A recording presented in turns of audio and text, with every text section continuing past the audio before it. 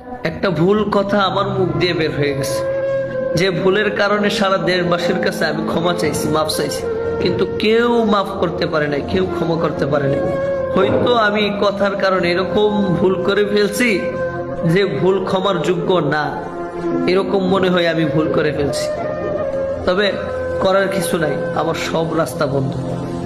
এই দুনিয়ার মানুষ কেউ আমাকে ক্ষমা করবে না।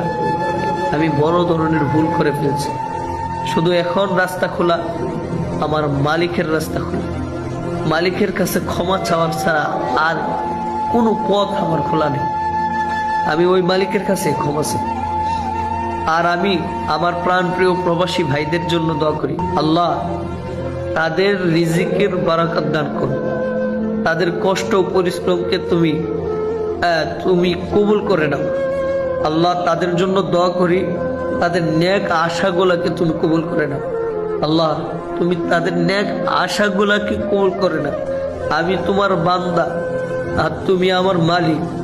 তোমার বান্দা তোমার কাছে চাইতেছে আমার প্রবাসী ভাইদেরকে তুমি তুমি তোমার পক্ষ থেকে রিজিকের জিম্মাদার হয়ে যাও।